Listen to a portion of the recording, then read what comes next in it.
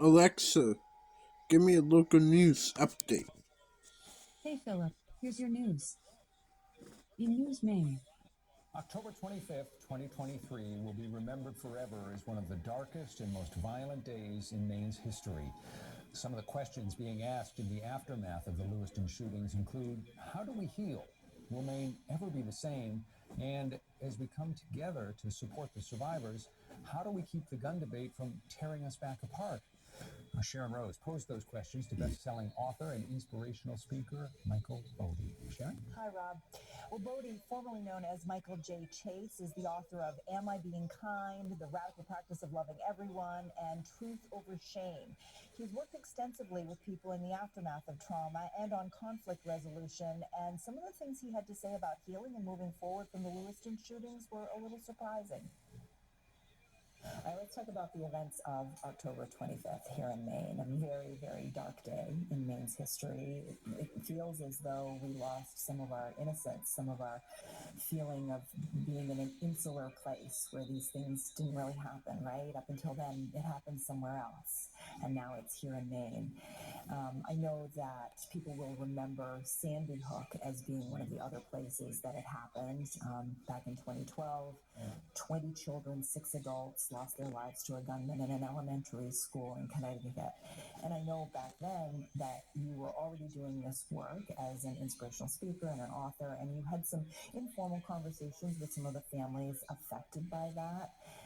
So maybe you have some insight as to those who are closest to this tragedy here in Maine, how they begin to, I guess first grieve, right, and then heal. Yeah, the grieving process is, you know, there's no time frame with that. I mean, for some people, it takes weeks, months, years. But what I found was consistent in talking to some of the parents that did lose children, is that they were able, after the grieving process, is to turn their suffering into service. And that's one of the quickest ways that we can heal others.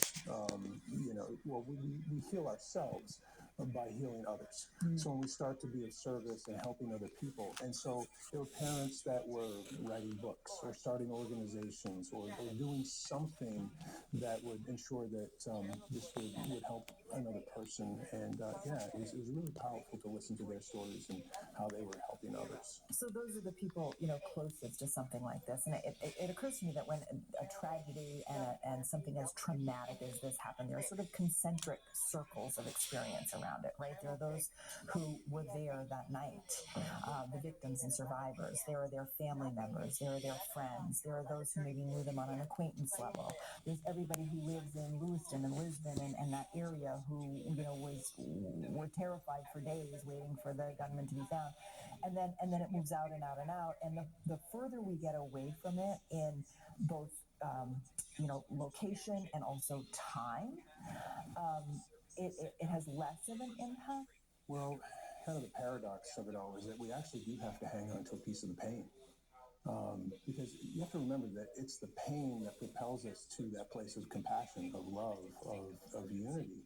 I tell people you have to feel it to heal it. So to some degree, we have to kind of keep a piece of that pain almost in our hearts so we remember what happened here.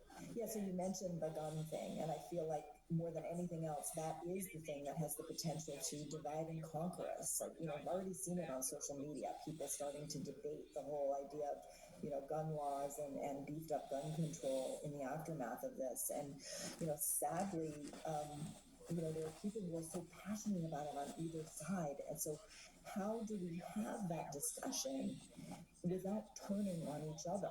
Well, I mean, again, we have to look at each other as human beings first.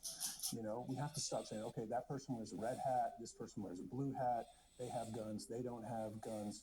This is a very human issue, as all of them are. And we have to remember, I think back to the words of Martin Luther King Jr. He said that love is the only force capable of turning an enemy into a friend.